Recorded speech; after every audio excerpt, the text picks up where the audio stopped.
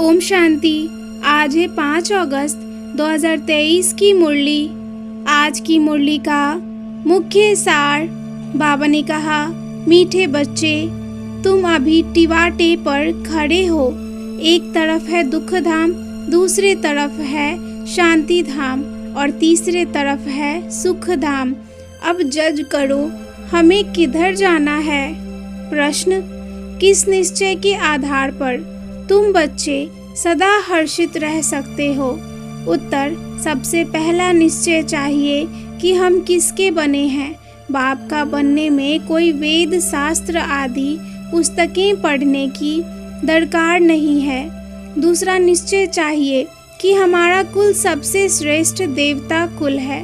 इस स्मृति से सारा चक्र याद आ जाएगा। बाप और चक्र की स्मृति में रहने वाले सदा हर्षित रहेंगे। आज की मुरली का मुख्य पॉइंट्स। बाबा ने कहा, मैं तुमको सदा के लिए हर्षित मुख बना रहा हूँ, फिर भी ऐसे बाप को तुम भूल जाते हो। जबकि लौकिक में भी बच्चे माता पिता को कभी भूलते नहीं हैं। बीमारी में भी बाबा को याद करना है और दूसरों को भी याद दिलाना है। मरने की हालत में हो तो भी यह सेवा कर सकते हो, इसमें ही तुम्हारा कल्याण है। ऐसा ना हो हॉस्पिटल में पड़े रहें और मुख बंद हो जाए। अंत तक सर्विस जरूर करनी है। उठते बैठते चलते यह बुद्धि में रखना है कि मैं आत्मा हूँ, अब मुझे घर जाना है।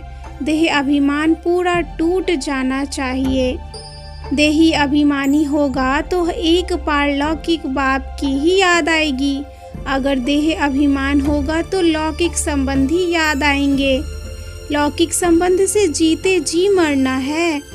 बुद्धि का योग अपने शांति धाम सुख धाम से जोड़ना है। इस नर्क को भूल जाना है।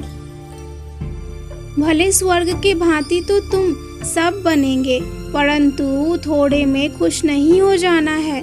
बाप दादा को याद करेंगे तो ही पक्के मातेले बनेंगे।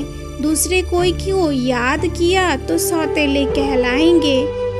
इस समय तुम टिवाटे पर खड़े हो। एक गली है मुक्ति की, दूसरी है जीवन मुक्ति की और तीसरी है नरक की। बाप कहते हैं, अब मेरी तरफ आओ, और माया कहती है, मेरी तरफ आओ। हर कर्म में अविनाशी सर्जन से राय लेनी है, क्योंकि हर एक का हिसाब किताब अपना अपना है। अच्छा, मीठे मीठे सिकिलधे बच्चों प्रति माता पिता बाप दादा का याद प्यार और गुड मॉर्निंग। रूहानी बाप की रूहानी बच्चों को नमस्ते। रूहानी बच्चों की रूहानी बाप को याद प्यार और नमस्ते। धारणा के लिए मुख्य सार। पहली पॉइंट, सर्विस का शौक रखना है। बीमारी में भी बाप की याद में रहना है और दूसरों को भी याद दिलाना है। मुख से ज्ञान दान करते रहना है। दूसरी पॉइंट, पक्का मातेला बनना है, अर्थात एक बाप की ही याद में रहना है।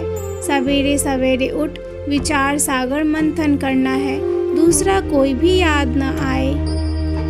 वरदान, अपनी शुभ और शक्तिशाली भावनाओं द्वारा विश्व परिवर्तन करने वाले विश्व कल्याणकारी भव।